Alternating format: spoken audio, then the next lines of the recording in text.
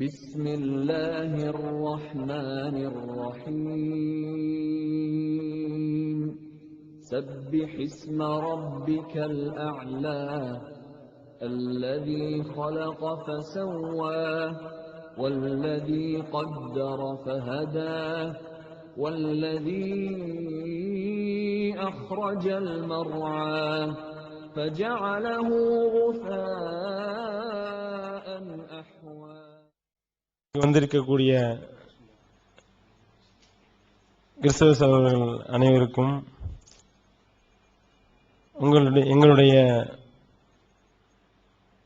முதற்கண் இறைவனுடைய சாந்தியும் சமாதானமும் உங்கள் மீது நிலவட்டுமாக என்று பிரார்த்தித்து வல்ல இறைவனுடைய திருப்பெயரால் இந்த நிகழ்ச்சியை துவங்குகின்றோம். முதலில் உங்களை பற்றிய ஒரு அறிமுகத்தை நாம தெரிஞ்சுக்கிட்டோம்னா, உங்களுடைய பெயர் அது தெரிஞ்சுக்கிட்டோம்னா நல்லா இருக்கும்.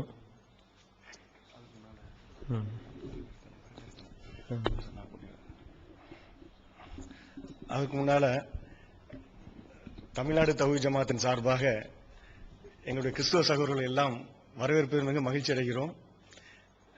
எங்களுடைய அழைப்பை ஏற்று இங்கு வந்திருக்கவங்களை எல்லாம் மீண்டும் ஒரு முறை வருக வருக என்று வரவேற்கிறோம். நீங்கள் எங்களுடைய விருந்தாளிகளாக வந்திருக்கிறீர்கள். விருந்தாளிகளுக்குள்ள கண்ணியம் என்ன என்று எங்களுக்கு தெரியும். அந்த கண்ணியத்தை நாங்கள் கண்டிப்பாக உங்களுக்கு வழங்குவோம். உங்களுக்கு தேவையான அனைத்து வசதிகளையும் நாங்கள் செய்திருக்கிறோம். உங்களுக்கு எந்த குறையும் வராத அளவுக்கு நாங்கள் எல்லா ஏற்பாடுகளும் செய்திருக்கிறோம். உங்களுக்கு ஏதேனும் குறைகள் இருந்தால் எங்களுக்கு சொன்னீங்கன்னா நாங்கள் அதையும் சரி செய்து கொள்வோம். விருந்தினர்கள் என்ற முறையில் உங்களுக்கும் சில கடமைகள் உண்டு, அதையும் உங்களுக்கு நினைவூட்டிக் கொள்கிறோம். இது நமக்கிடையில ரெண்டு கொள்கையை சார்ந்த சகோதரர்கள் நம்ம ரெண்டு பேரும். மற்ற மதங்களை விட நம்ம மத கொள்கை ரீதியாக ரொம்ப நெருங்கியவர்கள் நம்ம இருவரும். ஆனால் நமக்கிடையில உள்ள கருத்து வேறுபாடுகளை பேசி தீர்த்துக் கொள்வதற்கும், எந்த கருத்து சரி என்பதிலும் எந்த மாற்று கருத்துடையோர் எதனால் அந்த கருத்தை கொண்டிருக்கிறார்கள் அவங்களாம் ஒருத்தருக்கு ஒருத்தர் பகிர்ந்து கொண்டு தெரிந்து கொண்டு மாற்று கருத்தையும் அப்ரிஷியேட் பண்ணக்கூடிய வகைக்காக தான் இந்த நிகழ்ச்சி ஏற்பாடு பண்ணியிருக்கிறோம். அதை மனதில் வைத்துக் கொண்டு நம் நிமிஷமாக தான் இந்த நிகழ்ச்சியை தொடருவோம். மீண்டும் ஒரு முறை தமிழ்நாடு தௌஹீத் ஜமாத்தின் சார்பாக உங்கள் அனைவரையும் வருக வருக என்று வரவேற்கிறோம். தேங்க்யூ. கர்த்தராகிய இயேசு கிறிஸ்து நாமத்தினாலும் பிதாவாகிய யெகோவா தேவன் நாமத்தினாலும் 37 லட்சம் கலை சபையினுடைய சார்பாக இங்கே வருகை தந்திருக்கிறதான அருமையான முஸ்லீம் சகோதரர்களுக்கு எங்களுடைய வாழ்த்தலையும் வணக்கத்தையும் தெரிவித்துக் கொள்கிறோம். இங்கு வந்திருக்கிற நாங்கள் எங்களை சுய அறிமுகம் நாங்கள் செய்து கொள்கிறோம். அருமையான சகோதரர் எம் ஜெபக்குமார் அவர்கள் எங்கள் சபையினுடைய மூப்பராக இருக்கிறார். அதற்கு அருகாமையில் இருப்பவர் சகோதரர் சுதன் பாண்டியன். அதற்கு அருகாமையில் சகோதரர் மதிவாணன். என்னுடைய பெயர் ஆர் பன்னீர்செல்வம். சகோதரர் பெயர் சுரேஷ் மற்றும் எங்களுடைய சபையினர் அனைவரும் பின்பாக வந்திருக்கிறார்கள். இந்த நேரத்தை தொடர்ந்து நம்முடைய கருத்துக்களை நாம் ஒருவர் பரிமாறிக்கொண்டு இந்த விவாதத்தை நாம் ஆரம்பிப்போம் என்று தலைமையை கேட்டுக்கொள்கிறேன்.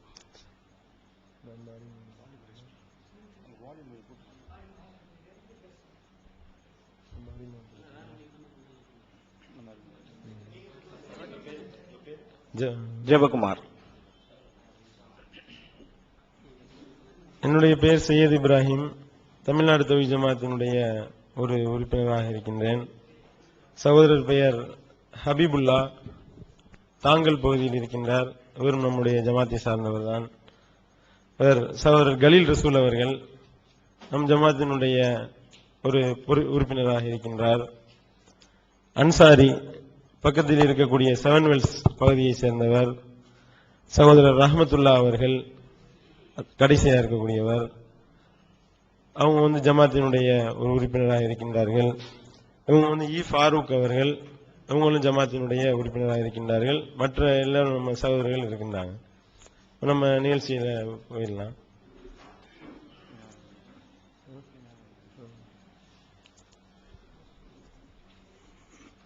இதுபோன்று ஒரு கிறிஸ்தவ சகோதரர்களுக்கு மத்தியில தமிழ்நாடு தௌஹீத் ஜமாத் சார்பாக நாங்கள் கும்பகோணத்தில் ஒரு நேருக்கு நேர் கேள்வி பதில் நிகழ்ச்சியை நடத்தினோம். அந்த கேள்வி பதில் நிகழ்ச்சியினுடைய டிவிடி உங்களிடத்துல கொடுக்கும் பொழுதுதான் நமக்கும் உங்களுக்கும் இடையே உண்டான ஒரு இணைப்பு ஏற்பட்டிருக்கின்றது. அந்த டிவிடியை நீங்கள் பார்த்துவிட்டு நீங்க விவரம் இல்லாத ஆள்கள்ட்ட நீங்க போய் கேள்விகள் கேட்டதுனால அவர்களால சரியான முறையில் பதிலளிக்க முடியல. அவங்க இன்னும் சொல்ல போனால், தெளிவாக சொல்ல போனால், அவர்கள் புள்ள பூச்சிகளா இருந்திருக்கிறார்கள். அவரிடத்துல போய் நீங்க கேள்வி கேட்டிருக்கீங்க. நீங்க எங்களிடத்துல கேள்வி கேட்டீங்கன்னா நாங்க தெள்ள தெளிவாக உங்களுடைய சந்தேகங்கள் ஒவ்வொன்றிற்கும் வேதகாமத்தின் அடிப்படையில் பதிலளிக்க தயாராக இருக்கின்றோம் என்று நீங்கள் எழுதிய கடிதத்தின் மூலமாக எங்களுக்கு ஒரு மட்டற்ற மகிழ்ச்சி. உண்மையிலேயே இப்படிப்பட்ட ஒரு கலந்துரையாடலைத்தான் நாங்கள் விரும்பி எதிர்நோக்கியவர்களாக இருக்கின்றோம். அந்த அடிப்படையில் உங்களுடைய இந்த அளவிற்கு துணிவாக, காரணம் என்னன்னா நாங்க ஒரு 25 வருடமாக இந்த வேதாகமத்தில் இருக்கக்கூடிய தவறுகள் என்று நாங்கள் பிரச்சாரம் செய்து வருகின்றோம். எவ்வளவோ கிறிஸ்தவ சபையினரையும் கிறிஸ்தவ பாதிரிமார்களையும் நாங்கள் விவாதத்திற்கு அழைத்திருக்கின்றோம். எங்களுடைய இந்த தமிழ்நாடு தௌஹீத் ஜமாத் என்ற இந்த அமைப்பினுடைய 25 வருட அறைகூவலில் ஒரே ஒரு நபர் தான், ஒரு பாதிரியார் தான் இதுவரை எங்களிடத்தில் நேரடி விவாதத்திற்கு வந்திருக்கின்றார். 1992 ஜெபமணி என்ற சகோதரர். அதைத் தொடர்ந்து பல்வேறு விதமான அழைப்புகளை நாங்கள் அறைகூவல்களை விட்ட நிலையிலும் யாரும் எங்களுடைய அழைப்பை ஏற்று முன்வரவில்லை. அப்படி இருக்கின்ற நிலையில தான் குடந்தையில சில சகோதரர்கள் நீங்கள் கேட்கக்கூடிய கேள்விகளுக்கு நாங்கள் உங்களுக்கு பதிலளிக்கின்றோம் அப்படின்ற அடிப்படையில் முன் வந்தாங்க. அவர்களிடத்தில் இஸ்லாத்தை குறித்து நீங்கள் அடுத்து கேள்வி கேட்கக்கூடிய ஒரு அமர்வை நாங்கள் ஏற்படுத்துகிறோம், வாங்கன்னு அழைத்தோம். ஆனா அந்த கேள்வி அதற்கு கூட அவர்கள் மறுத்து விட்டார்கள், அந்த ஒரு நிகழ்ச்சியினுடைய விளைவாக. அப்படி இருக்கிற நிலையில தான் இந்த டிவிடி உங்கள்கிட்ட கிடைத்ததன் வழியாக இந்த ஒரு இணைப்பு ஏற்படுத்தியிருக்கின்றீர்கள். இந்த ஒரு புரட்சிகரமான கருத்துக்களை தான் நாங்கள் வரவேற்கின்றோம். காரணம் என்னன்னா, உங்களுடைய கடிதத்தில் நாங்கள் பார்க்கும் பொழுது எங்களுக்கு ரொம்ப ஆச்சரியமாகத்தான் இருந்தது. நீங்கள் உங்களுடைய கடிதத்தில் குறிப்பிடும் பொழுது, நாங்கள் உங்களது கும்பகோணத்தில் நடைபெற்ற பாதிரியார்களோடு கலந்தாய்வு மற்றும் வேதாகமத்தில் உள்ள கேள்விகளுக்கு எங்களுக்கு தெரிந்த வரையில் தெளிவான பதில்கள் உள்ளன. இன்றைக்கு பைபிளில் உள்ள கருத்துக்களில் எந்தெந்த கருத்துக்கள் கருத்திசைவு இல்லாமல் உள்ளன என்பதனை தெளிவுபடுத்த தயாராக உள்ளோம் அப்படின்னு சொல்லி ஒரு துணிச்சலாக வருவது என்பது சாதாரண விஷயம் அல்ல. இந்தந்த விஷயங்கள்லாம் எங்களுக்கு கருத்திசைவு இல்லாமல் இருக்கின்றது, இதில் உடன்பாடு இல்லை என்று சொல்லும் பொழுது ஒரு ஒட்டுமொத்த ஒரு கிறிஸ்தவ உலகமே உங்களை எதிர்க்கக்கூடிய நிலைக்கு கூட நீங்கள் தள்ளப்படலாம். ஆனா அதை நீங்கள் வெளிப்படையாக சொல்லக்கூடியதே ஒரு புரட்சிகரமான கருத்து தான். அதோடு மட்டுமல்லாமல் உங்களை பற்றி நீங்கள் சார்பாக தொடர்பு கொண்ட சகோதரர்கள் நிறைய மூட நம்பிக்கைகள் நீங்கள் எதிர்ப்பதாகவும் சொன்னார்கள். அந்த அடிப்படையில் முதல்ல நாங்கள் உங்களிடத்தில் கேட்கக்கூடிய விஷயம் என்னவென்றால், உங்களுடைய கொள்கையை, இறை கோட்பாடு, வேதாகமத்தை பற்றி உங்களுடைய கருத்து, பாவ விமோசனத்தை பற்றிய உங்களுடைய நிலை, இதை நீங்கள் எங்களுக்கு தெளிவுபடுத்துவீர்களே ஆனால் உங்களுடைய கொள்கையை முதல்ல நாங்கள் தெரிந்து கொண்டு அதிலிருந்து கேள்விகள் கேட்பதற்கு எங்களுக்கு இலகுவாக இருக்கும் என்ற அடிப்படையில் உங்களுடைய இறை கோட்பாடு, வேதாகமம் பற்றிய உங்களுடைய நிலை, இதை நீங்க கொஞ்சம் விளக்கமாக எங்களுக்கு சொன்னால் அது எங்களுக்கு மிக பயனுள்ளதாக இருக்கும். அந்த அடிப்படையில் ஒரு கோரிக்கையை முதல்ல வைத்துக் கொண்டு இந்த நிகழ்ச்சியை ஆரம்பிக்கலாம். நன்றி சகோதரரே. தமிழ்நாடு தௌஹீத் ஜமாத் கமிட்டியினுடைய முஸ்லிம் சகோதரர்களுக்கு எங்களுடைய வாழ்த்துக்கள். உங்களுடைய நிகழ்ச்சிகளை நாங்கள் டிவியில் அதை பார்த்தபோது எங்களுக்கு ரொம்ப சந்தோஷம். ஏன்னா நீங்க செய்துட்டு இருக்கதை நாங்க செஞ்சிட்டு இருக்கிறோம். நீங்க அன்னைக்கு அங்க கேட்ட கேள்விகளை தான் நாங்க கிறிஸ்துவ சமுதாயத்தினத்தில் கேட்டுட்டு இருக்கிறோம். இது மாதிரி இருக்கு, ஏன் இந்த மாதிரி வழிபாடு பண்ணிட்டு இருக்கிறீங்க, இதுல நிறைய தப்பா இருக்கு. இந்த முழு பைபிள்ல ஒன் காட் தீம் தான் இருக்கு. புதுசா யாராவது ஒருத்தரை நீங்க படிக்க வச்சீங்க அப்படின்னு சொல்லி கேட்டீங்கன்னா அதுல ட்ரினிட்டின்றதான ஒரு இதை கண்டுபிடிக்க முடியாது. ஒன் காட் தீம் இருக்கு.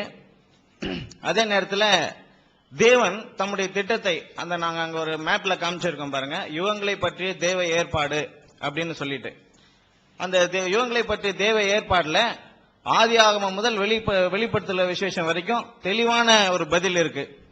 இப்போ நீங்க நடுவில் நம்ம விவாதத்தின் போது நிறைய காரியங்களை அதை தெளிவுபடுத்துவோம். அதுல தேவனுடைய திட்டம் என்ன அப்படின்னு சொல்லிட்டு நீங்க கேட்கும்பொழுது, தேவன் அவரை குறித்து சொல்லும்போது வேதாகமத்திலே யெகோவா என்பது அதுவே கூட்டி சொல்லப்பட்டதான ஒரு உச்சரிப்பு தான். சரியான உச்சரிப்பு யாவே அப்படின்னு தான் வேதாகமத்தில் இருக்கு. அந்த யாவே தேவன் முதலாவது ஆதாமும் ஏவாளையும் சிருஷ்டிக்கிறார். அதெல்லாம் உங்க குர்ஆன்லயும் இருக்கு. நான் ஓரளவுக்கு மற்ற மதத்தினருடைய கருத்துக்களையும் நான் படிச்சிருக்கேன். ஆராய்ச்சி செஞ்சது அளவுக்கு படிக்கல, படிச்சு தெரிஞ்சிருக்கேன். அது மாதிரி இருக்கும் பொழுது ஆதாம் தவறு செய்தபடினாலே, அதாவது புசிக்க கூடாத கனியை தேவன் விளக்கின ஒரு விருட்சத்தின் கனியை அவன் புசித்தபடினாலே தேவன் அவனை தோட்டத்திலிருந்து வெளியேற்ற வேண்டியதாயிற்று. அது உங்களுடைய குர்ஆனிலே பரலோகம் என்று சொர்க்கத்திலே அது செய்யப்பட்டதாக இருக்குது. ஆனால் வேதாகமத்திலே அதுக்கு மாற்று கருத்தாக அது ஏதேன் என்பது பூமி என்பது என்றதாகத்தான் வேதாகமத்திலே இருக்கிறது. இந்த ஆதாம் இப்ப நீங்க அதுக்கு ஒரு கேள்வி எழும். என்ன கேள்வி எழும்னா, கடவுள் ஏன் அப்படி ஒரு சோதனையை வைக்கணும்? ஏதேன் தோட்டத்தில் அந்த நன்மை தீமை அறியத்தக்க கனியை ஏன் அவர் வைக்கணும் அப்படின்னு சொல்லிட்டு நம்ம பார்ப்போம்னா, தேவன் இந்த மனு குலத்துக்கு வானம் எனது சிங்காசனம், பூமி எனது பாதப்படின்னு இருக்கு.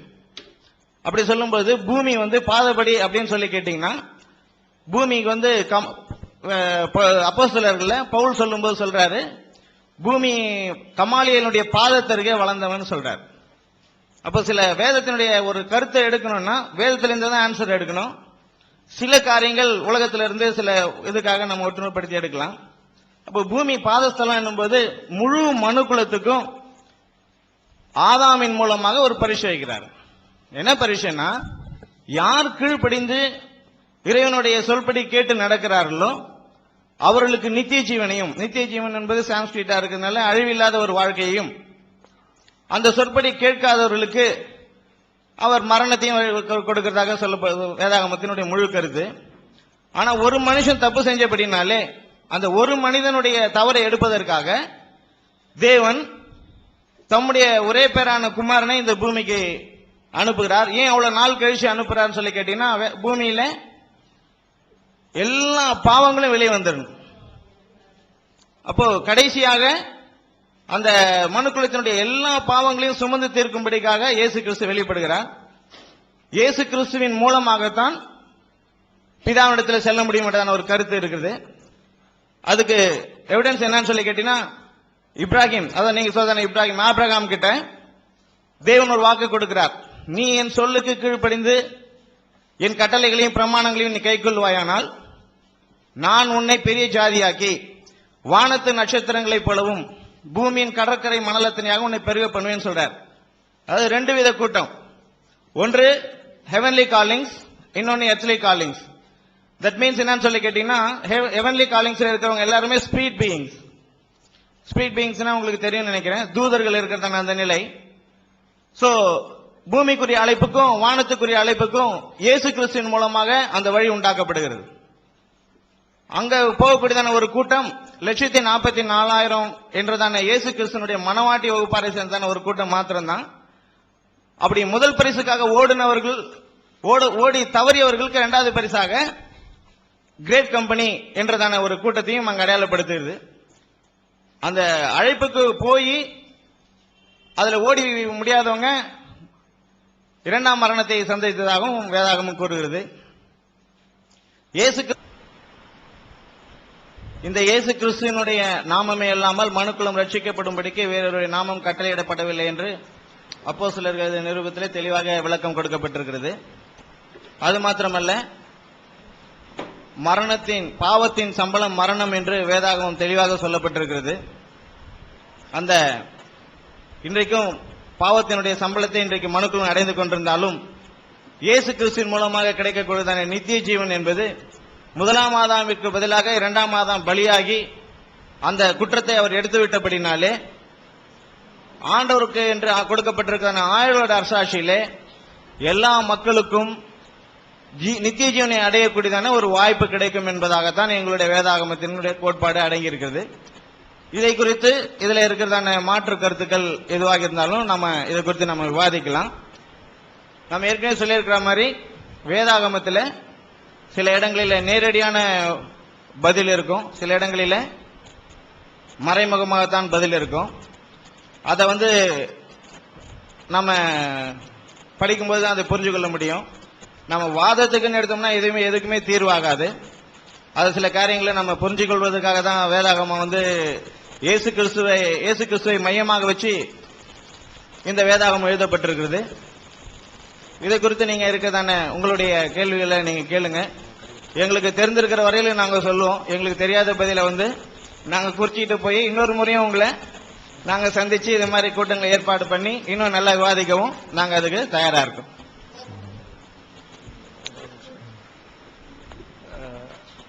சகோதரர்கள் சொன்னதுல உங்களுடைய ஏராளமான கிறிஸ்துவ சபைகள் இருக்குது.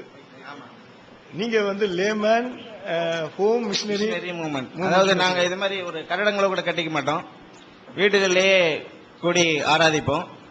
எங்களுக்கு என்று எந்த விதமான ட்ரெடிஷன்ஸும் கிடையாது. எந்த விதமான ட்ரெடிஷன்ஸும் கிடையாது. எந்த ட்ரெடிஷன்ஸுக்கு கீழே கட்டுப்பட்டவர் அல்ல. ஏன்னா இயேசுவானவர் பூமிக்கு வந்ததே நியாயப்பிரமாணத்திலிருந்து விடுதலை ஆக்குவதற்காக தான். நியாயப்பிரமாணம்னா உங்களுக்கு என்ன தெரியும்? மூசா அலை மூலமா கொடுக்கப்பட்டதான அந்த நியாயப்பிரமாணம் 613 கட்டளைகளை கொண்டது. அந்த 613 கட்டளைகளை ஒரு மனுஷனால செய்ய முடியாது. செய்ய முடியாத கட்டளை எதுக்காக கடவுள் கொடுக்கிறார் அப்படின்னு சொல்லி கேட்டீங்கன்னா, அதை செய்ய முடியாதுன்றதான அதை செய்ய முயற்சி செய்து முடியாம போகுதுன்றதை தேவன்கிட்ட ஒப்புக்கணும் என்பதற்காகவும், அப்படி பூர்ணமா நம்ம அதை செய்ய முயற்சி செய்யும் போது அதை செய்யக்கூடியதான நபரிடத்திலே நமக்கு அந்த நியாயப்பிரமானது வழி நடத்தும் என்பதை அறிவிப்பதற்காக தான் பைபிள் இருக்கு. அப்படிதான் அந்த கருத்து சொல்லப்பட்டிருக்கு. இது அல்லாம உங்களுக்கு மற்றவங்களுக்குள்ள வேறுபாடுகள் என்னங்க? நீங்க கொள்கை ரீதியாக மற்றவங்கள்ட்ட எந்த மாதிரி வேறுபடுறீங்க? நாங்களா ஒன் காட் தீம்ல மற்றவர்களோட வேறுபடுவோம். சரி. அப்புறம் வேற என்ன சொல்ற, ட்ரெடிஷன்ஸ் நிறைய காரியங்கள் அவங்க இப்படிதான் செய்யணும், வெள்ளிக்கிழமை தான் கூடணும், ஞாயிற்றுக்கிழமை தான் கூடணும் அப்படின்னு என்ன பண்ணிருக்காங்க, அவங்களுக்குன்னு ஒரு இதை வச்சிருக்காங்க. நாங்க சந்தர்ப்பம் கிடைக்கும் போது கூடுவோம். இந்த நாள் அப்படின்னு சொல்றது இல்லை, விடுமுறை கிடைக்கும் போது எல்லாம் கூடுவோம். எங்களுடைய வேலை நேரம் போக மிச்ச நேரம்லாம் நாங்க கூடி இந்த வேதாகமத்துடைய கருத்துக்களை நாங்க ஆராய்ச்சி செய்வதும் அதை படிக்கிறதும் அதை அபிவிருத்தி செய்வதிலுமே இருக்கிறோம். இந்த இறை கோட்பாடு சம்பந்தமாக நீங்க என்ன கொள்கையில் இருக்கிறீங்க? இறைவன் கிறிஸ்தவர்கள் எல்லாம் மூவருங்கிறாங்க, நீங்க ஒருவர் அப்படிங்கிறீங்க. ஆமா, அந்த ஒருவர்னு சொன்னா அப்புறம் இயேசு கிறிஸ்துவ பத்தி உங்களுடைய நம்பிக்கை என்ன? இயேசு கிறிஸ்து தேவனுடைய ஒரே குமாரன். ஒரே குமாரன் என்பது உங்களுடைய, ஆனா இயேசு கிறிஸ்து கடவுள் இல்லையா? இயேசு கிறிஸ்து கடவுளே கிடையாது. பைபிள்ல தெளிவாக இருக்குதுங்க. Jesus is not God but son of God. அப்ப கடவுள் என்பது யாவே என்கின்ற ஒரு கடவுள் மட்டும்தான் நீங்க நம்புறீங்க? ஆமாங்க, யாவே ஒரே தேவன் தான் வேதாகமத்திலே சொல்லப்பட்டிருக்கு. அதை குறித்து நம்ம பேசினாலும் ஆர்குமெண்ட் வச்சு பேசினாலும் அந்த காரியத்தில் நாங்க தெளிவா இருக்கோம். ஏன்னா ஜீசஸ் காட் இல்லைன்றது இங்க தெளிவா இருக்கு. ஏன்னா அது கொஞ்சம் நம்ம ஹீப்ரேயு கிரேக் பாஷையிலையும் நம்ம கொஞ்சம் வேதாகமத்தை படிக்கணும். இன்னும் இன்னைக்கு இருக்கிறதான காலகட்டத்தில் நிறைய டிரான்ஸ்லேஷன் வந்துருச்சு. அப்ப அந்த டிரான்ஸ்லேஷன் வந்ததுனால நம்ம ஒரு டிரான்ஸ்லேஷன் தப்பு, ஒரு டிரான்ஸ்லேஷன் குற்றம்ன்றதுலாம் இல்லை. ஏன்னா ஒரு டிரான்ஸ்லேஷன் தப்புன்னு சொல்லிட்டாங்கன்னா பைபிளே தப்பாயிடும். அதனால என்ன பண்ணிருக்காங்கன்னா இன்னும் நல்லா புரிஞ்சக்கூடிய அளவுக்கு நிறைய டிரான்ஸ்லேஷன்ல கொடுத்திருக்காங்க. அதனால நாங்க கிட்டத்தட்ட ஒரு 20-25 டிரான்ஸ்லேஷன் வச்சிருக்கோம். ஒரு டிரான்ஸ்லேஷன்ல இல்லாதது இன்னொரு டிரான்ஸ்லேஷன்ல இருக்கும். இப்போ ஒரு இடத்துல பாத்தீங்கன்னா சில காரியங்கள்ல நம்பர்ஸ் தப்பா கணக்கிடப்பட்டிருப்பாங்க. அது சரி, உங்க குரான்லயும் இருக்கு. மூலப்பிரதிகள் இருந்து எடுக்கும்போது சில கருத்து சிதைவுகளும் சொல் சிதைவுகளும் ஏற்பட்டிருக்குன்னு சொல்லிட்டு நீங்களே உங்க இதுல எழுதி வெளியாக்கம் பண்ணியிருக்கீங்க. அப்படி இருக்கும்போது சில சில காரியங்கள்ல எழுத்து பிழைகள் இருக்கலாம், ஆனா சொல் பிழை இருக்கலாம், ஆனா இது இருக்காது, பொருள் குற்றம் இருக்காது. இந்த டிவைன் பிளான்ல பாத்தீங்கன்னா முதலாம் ஆதாமுக்கு பேர் 2ஆம் ஆதாம் வந்திருக்காரு. முதலாம் ஆதாம் எதை இழந்தாரோ அதை சம்பாதிச்சு கொடுக்கிறதுக்கு 2ஆம் ஆதாம் வந்திருக்காரு. 2ஆம் ஆதாம் மூலமாக முழு உலகமும் சுபிட்சம் அடையும், ஆசீர்வதிக்கப்படும் என்றதான ஒரு சத்தியம் வேதாகமத்தில் தெளிவா இருக்கு. அதனால இன்னும் நம்ம போக போக அது நீங்க எங்ககிட்ட என்ன எதிர்பார்க்கறீங்கன்னு எங்களுக்கு தெரியும், நாங்க அதை குறித்து விளக்கி கொடுக்கும் நாங்க தயாரா இருக்கோம். அந்த பரிசுத்த ஆவி சம்பந்தமாக நீங்க என்ன சொல்றீங்க? பரிசுத்த ஆவி என்பது ஒரு ஆள் அல்ல. ஆவினாலே என்னங்க, இயேசு கிறிஸ்து லூக்கா 24ஆம் அதிகாரத்துல அவர் தெளிவா சொல்லியிருப்பாரு, ஒரு ஆவிக்கு எலும்பும் மாம்சமும் ரத்தமும் இராதுன்னு சொல்றாரு. சோ ஆவின்னு சொன்னாலே அதுக்கு என்ன கிடையாது, Holy Spirit is not a third personality of God. Holy spirit என்பது தேவனுடைய வல்லமை, power of God. That's all. ரெண்டாவது நீங்க சொல்லும் போது இந்த குர்ஆன் சம்பந்தமா ஒரு கருத்து சொன்னீங்க. அதுல எங்களுக்கு கூட நீங்க தப்பா புரிஞ்சிருக்கீங்கன்னு தான் நான் நினைக்கிறோம். நீங்க இன்ஷா அல்லாஹ் முடிஞ்சு போகும்போது நாங்க எங்களுடைய பிரதி தர்றோம். நீங்க அதை படிச்சு பாருங்க. குர்ஆன்ல எந்த தவறும் இல்லை, மூலத்துக்கும் இதுக்கும் கருத்து செய்வதெல்லாம் கிடையாது. எல்லாம் அதுக்காக ஒரு நிகழ்ச்சி ஏற்பாடு பண்ணுவோம்னு சொல்லி நம்ம 2 பேரும் ஒத்துக்கிட்டு இருக்கிறோம். அதுல அதை பத்தி பேசுவோம். நம்ம கிறிஸ்துவ சம்பந்தப்பட்ட பகுதிகளை மட்டும் பேசிக்கலாம் நினைக்கிறேன். ஏன்னா அந்த சர்ச்சைக்குள்ள போனா திரும்ப அது ஒரு சர்ச்சை டைவர்ட் ஆகிடும் அப்படிங்கிறதுக்காக. ரெண்டாவது நீங்க பாவ விமோச்சனம் சம்பந்தமா அப்படி என்ன கருதுறீங்க? பாவ மன்னிப்பு என்பது இயேசு கிறிஸ்துவினுடைய மூலமாக தான். ரத்தம் சிந்துதல் இல்லாமல் பாவ மன்னிப்பு இல்லை. Without shedding blood there is no redemption. எபிரேயர்ல தெளிவாக எழுதப்பட்டிருக்கிறது. ஆகவே தான் ஆதி காலம் முதல் கொண்டு ஆபிரகாம் தப்பு செய்த போதே தேவன் அவனுக்கு தோளாடைகளை உடுத்தினார் என்று தெளிவாக இருக்கு. ஆதாம் தவறு செய்த போதே அவனுக்கு தோளாடைகளை உடுத்தினார் என்று தெளிவாக இருக்கு. அந்த தோளாடை என்னும் போது மேஜிக் எல்லாம் செய்யறது இல்ல, மேஜிக் மாதிரிலாம் நம்ம கருதுறது இல்ல. அந்த இடத்துல ஒரு மிருகம் அடிக்கப்பட்டது என்பதே மறைமுகமான அதுக்கான அர்த்தம். அப்போ இந்த பாவ விமோச்சனத்தை பொறுத்த வரைக்கும் மற்ற கிறிஸ்தவர்களுக்கும் உங்களுக்கு எந்த வேறுபாடும் கிடையாது. எப்படி சொல்ற? மற்ற கிறிஸ்தவர்கள் எந்த கிறிஸ்தவர்கள் இதான் நம்புறாங்க. இயேசு கிறிஸ்து சிலுவையில் மரித்து மனிதனுடைய பாவங்கள் எல்லாம் சுமந்து கொண்டார். அதன் மூலமாக அதை விசுவாசிப்பதன் மூலமாக தான் எல்லாரும் விமோசனம் பெற முடியும், நித்திய ஜீவனை அடைய முடியும். எல்லா கிறிஸ்தவர்களும் கண்டிப்பா முதலாம் ஆதாம் செய்ததான அவர் எந்தெந்த காரியத்தெல்லாம் லாஸ் பண்ணாரோ அதெல்லாம் கெயின் பண்ணி கொடுத்தது ஜீசஸ் கிரைஸ்ட் தான். அதனால இப்ப நாம புது காரியத்தை செய்ய வேண்டியதில்லை, இயேசு விசுவாசித்தால் போதுமானது. அந்த விஷயத்துல மற்ற கிறிஸ்தவர்களுக்கும் உங்களுக்கு எந்த வேறுபாடும் கிடையாது. அதுதான் சென்ட்ரல் பாயிண்ட். அதுதாங்க பைபிளை பொறுத்த வரைக்கும் Jesus Christ is the hero of the Bible. இந்த பைபிள் சம்பந்தமா நீங்க என்ன கருத்துல இருக்கிறீங்க? ஏன்னா உங்களுடைய இதுல நீங்க எழுதும் போது ஒரு வாசகம் ஒன்று எழுதிருக்கிறீங்க. பைபிளில் எந்தெந்த கருத்துக்கள் கருத்திசைவு இல்லாமல் உள்ளன என்பதை தெளிவுபடுத்த தயாராக உள்ளோம் அப்படின்னு சொல்லி எழுதிருக்கிறீங்க. அதாவது இப்போ நீங்க சொன்ன மாதிரி உங்களுடைய வாதத்தில் அங்க இருக்கிற மாதிரி இயேசு தேவனுடைய குமாரனா அப்படின்னு நீங்க ஆரம்பிக்கும் போது அதுல நேரடியான சில இடத்துல இல்ல, சில இடத்துல நேரடியா இருக்கு. இப்ப பழைய ஏற்பாட்டுல நமக்கு ஏதாவது சந்தேகம், புதிய ஏற்பாட்டுல ஏதாவது சந்தேகம்னா பழைய ஏற்பாட்டு காரியங்களை நம்ம ஆராய்ச்சி செஞ்சு பார்க்கணும். ஏன்னா பழைய ஏற்பாட்டு காரியங்களை பொறுத்த வரைக்கும் நம்ம அது வந்து ஒரு நிழல் சொல்றோம், புதிய ஏற்பாட்டு காரியங்கள் நிஜம் சொல்றோம். அப்ப என்ன சொல்லி கேட்டீங்கன்னா நிஜத்துல இருக்கிறது, நிஜத்துல விடுபட்டது ஷேடோஸ்ல இருக்கும், ஷேடோஸ்ல இருக்கிறது இல்லாதது இப்படி நம்ம கம்பேர் பண்ணி தான் படிக்க முடியும். இயேசு கிறிஸ்து இதை குறித்து மத்திய 13ஆம் அதிகாரத்துல 50ஆம் வசனத்துல அவர் சொல்லும் 50-52 வசனங்களை சொல்லும் போது தேறின வேத பாரகன் எவனும் வாசிங்க.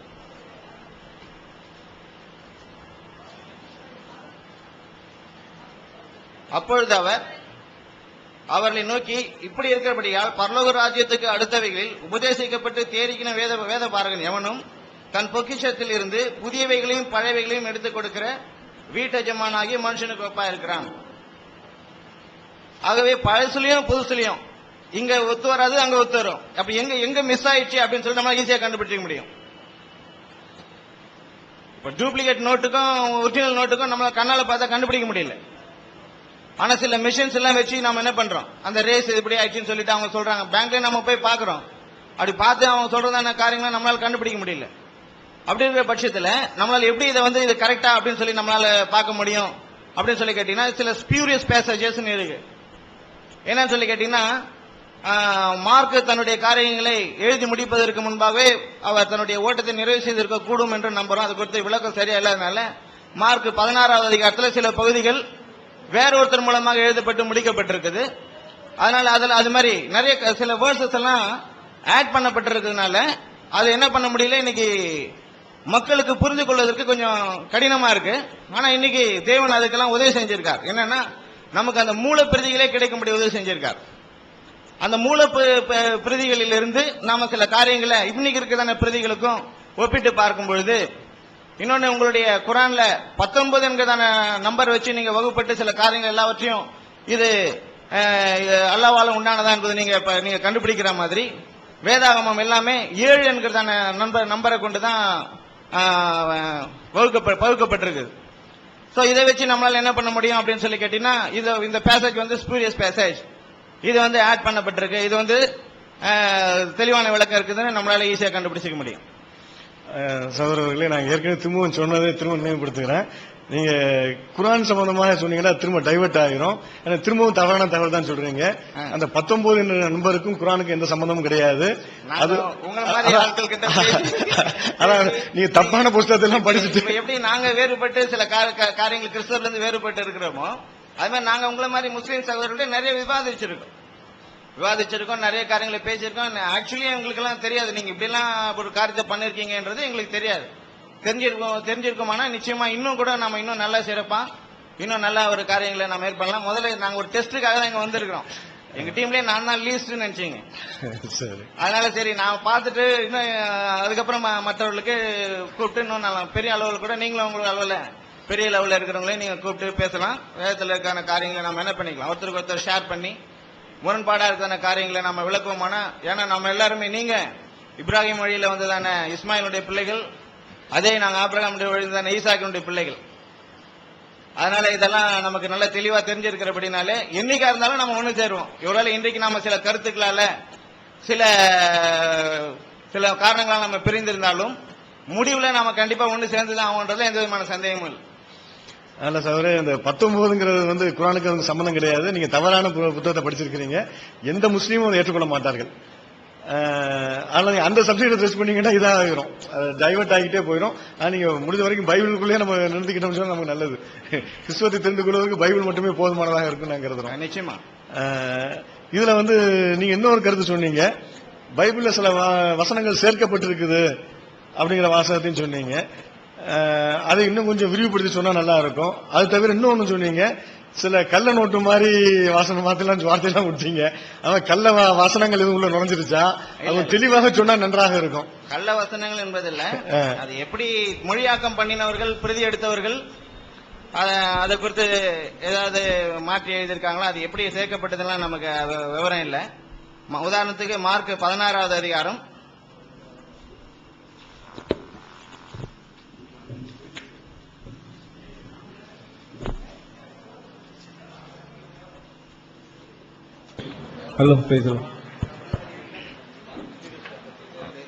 சகோதரர் ஜெயக்குமார் அவர்களுக்கு இந்த மார்க் 14வது அதிகாரத்திற்கு மேல இருக்கக்கூடிய அந்த 17வது வசனம் எல்லாம் ஆதாரம் இல்லாதுன்னு சொன்னீங்க. நீங்க சொல்ல வந்தீங்களா? நீங்க கண்டினியூ கரண்ட்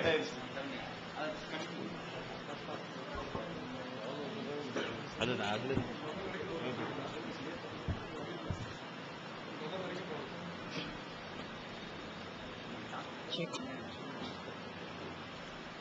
மார்க் 16ஆம் அதிகாரம் 17 and 18 ரெண்டும் 5ஆம் நூற்றாண்டுக்கு அதுக்கப்புறம் உள்ள மேனுஸ்கிரிப்ட்ஸ்ல தான் அது இருக்குன்னு சொல்றாங்க.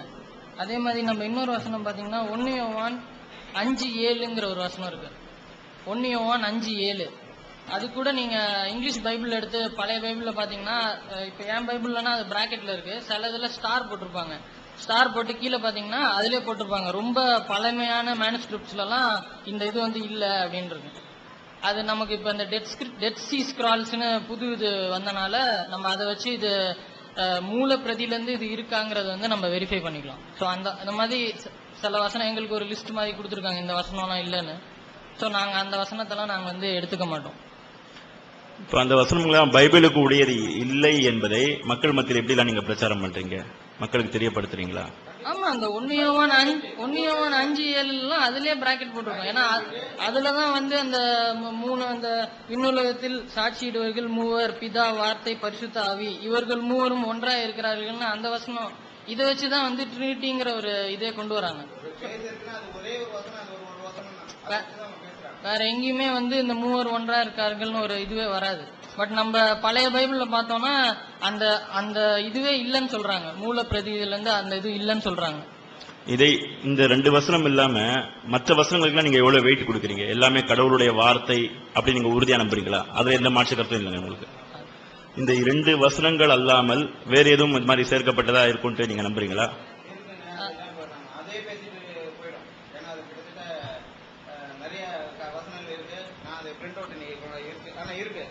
நிறைய இருக்கு. நீங்க அதை பத்தி நீங்க பேச அந்த வேர்ட்ஸ் வரும்போது நாங்க உங்களுக்கு சொல்லுவோம். இல்ல நம்ம ஏதாவது கேட்கும்போது இது அந்த வசனம் இல்ல நீங்க சொல்லிட்டீங்கன்னாக்கா எல்லாமே சொல்லிட்டு போயிடலாம். அதுக்கு தான் கேட்கிறோம், முன்னாடியே கேட்கணும். இல்ல அதாவது இந்த இடத்துல வந்து கருத்துக்களை நாங்க கூடுமான வரைக்கும் இதுல இருக்கதான காரியங்களை உங்களுக்கு மட்டும் இல்ல எல்லாருமே இதை தெரிஞ்சுக்கணும்ன்றத விரும்பதான் இருக்கு. நம்ம அதை ஒமிட் பண்ணிட்டு சொல்ல வேண்டியதான கருத்துக்களை சொல்ல விடாம இதுல இல்லைன்னு சொல்றதுக்காக இல்ல.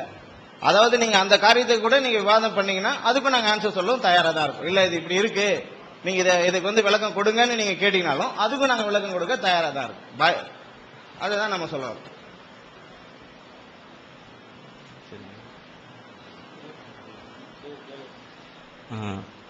சரிங்க. இப்ப எங்களுடைய நம்பிக்கை வந்து நாங்க குர்ஆனை வந்து இறைவேதமா நம்புறோம். பைபிள் வந்து நாங்க இறைவேதமா வந்து நம்புறது இல்ல. அதுல வந்து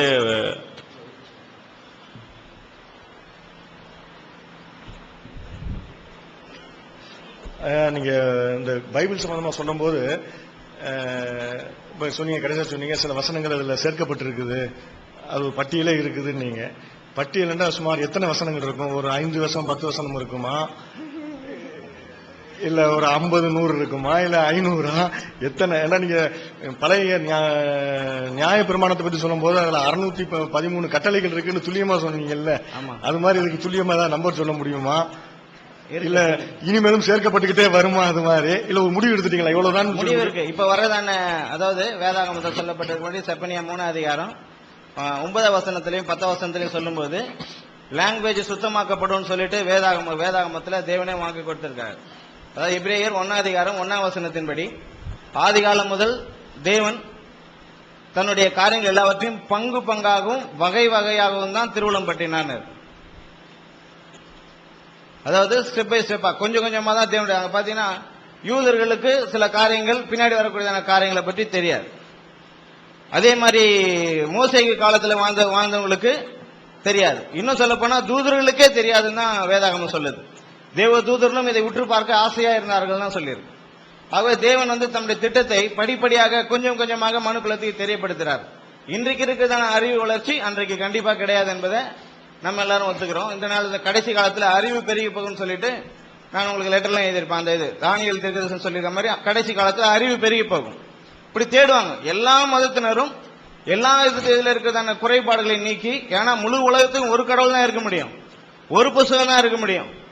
கண்டிப்பா ஆளாளுக்கு ஒரு வேதம் ஆளாளுக்கு ஒரு புத்தகம் சொல்லி வச்சுட்டு நம்ம இப்ப மக்கள் மத்தியிலே இன்னைக்கு துண்டாடிக்கிட்டு இதுதான் இன்னைக்கு சாத்தான் பண்றதான மிகப்பெரிய தந்திரம்.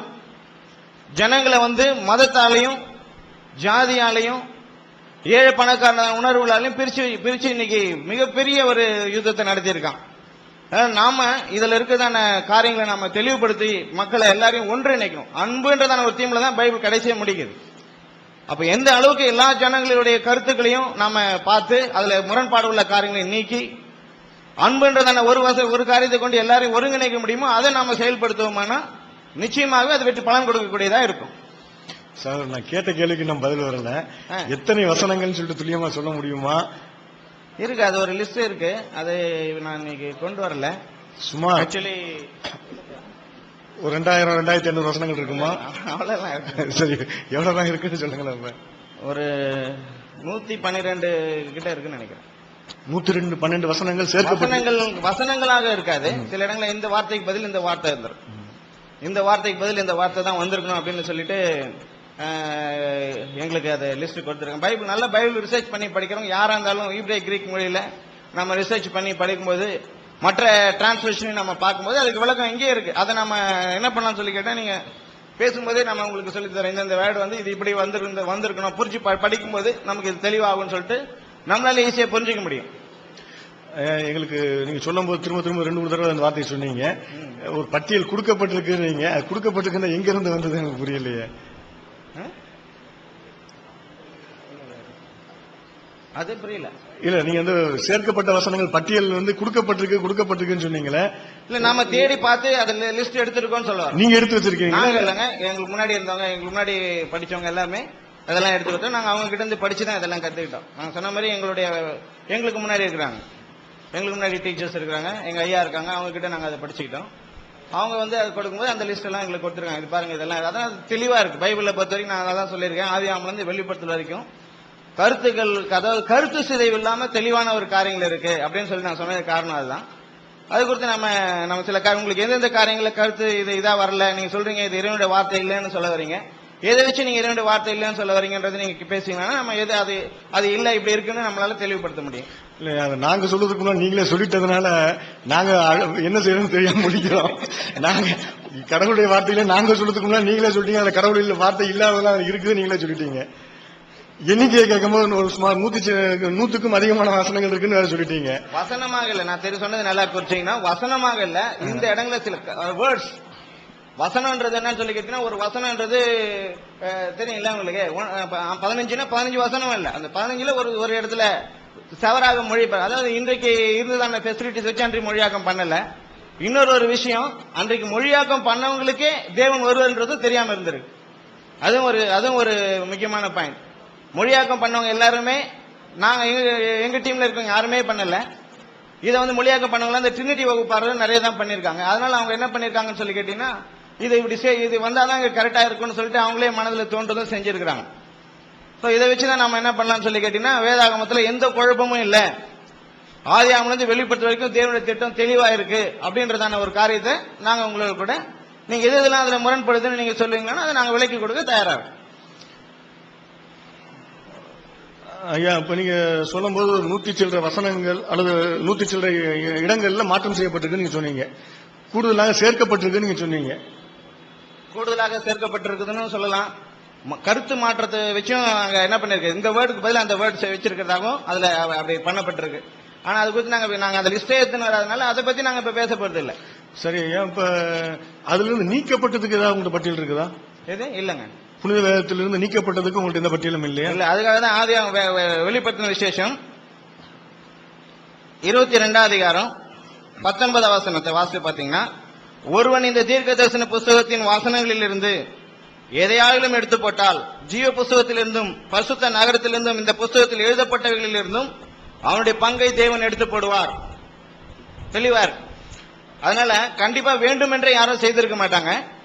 மொழியாக்கம் ஏற்பட்டதான வசதி குறைவுகளும் அவங்க புரிந்து கொண்டதான தன்மைகளும் தான் இருக்கும். ஏன்னா அப்படி நம்ம அவங்களை குற்றப்படுத்தோம்னா இன்னைக்கு நம்ம கையில பைபிள் கிடைச்சிருக்க, இதெல்லாம் உயிரை கொடுத்து இன்னைக்கு எத்தனையோ பேருடைய ரத்தம், அவர்களுடைய ரத்தத்தின் பேர்ல தான் இந்த பைபிள் இன்னைக்கு பாதுகாக்கப்பட்டு இப்படி வந்துருக்கு.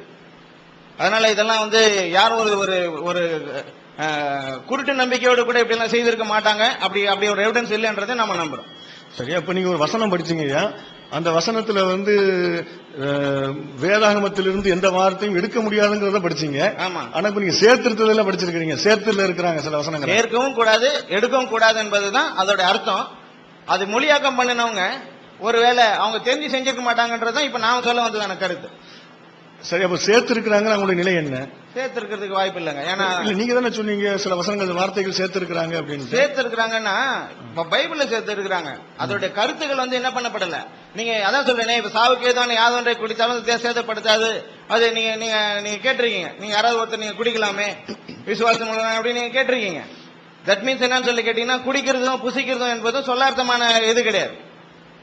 இப்ப புசிக்கிறது அப்படின்னு சொல்லி கேட்டீங்கன்னா, நீங்க நினைக்கிற மாதிரி சாப்பிடுறது அப்படின்னு சொல்லி கேட்டீங்கன்னா நம்ம சாப்பிடுறதோட அர்த்தம் இல்ல. இங்க சொல்லப்பட்டிருக்குதான வேதாகம லாங்குவேஜ்ல தான். வேதாகமம் இதுக்கு விளக்குரை பார்க்கணும், இதுலயே தான் பார்க்கணும். அப்ப இதுல என்ன சொல்லி கேட்டீங்கன்னா, சாவுக்கு யாதொன்றை குடித்தாலும் சேதப்படுத்தாது அப்படின்னு சொல்லி கேட்டீங்கன்னா, சாப்பாடு உணவு என்பது எதை குறிக்குது அப்படின்னு சொல்லி கேட்டீங்கன்னா, வேதாகமத்தின்படி அது வேதாகமத்தை குறிக்குது.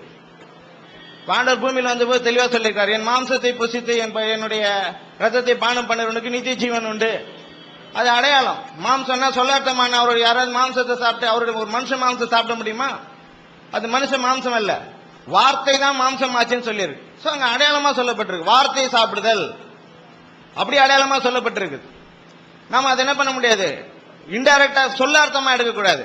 2 பேதுரு 1 அதிகாரம் 21 வசனத்துல தெளிவா சொல்லப்பட்டிருக்கிறது, இந்த வேதத்தில் உள்ள எந்த தீர்க்க தரிசனமும் சுய தோற்றமுடைய பொருளாயிராது. அதுக்கு என்ன அர்த்தம்னா,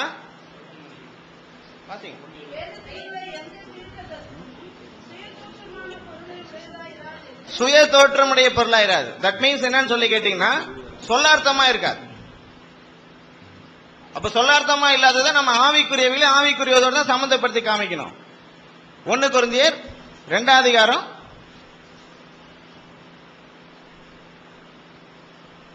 6 அவைகள் ஆவிக்கேற்ற பிரகாரமாய் நிதானித்து அறிய வேண்டியதா இருக்கிறபடினாலே வாசிங்க.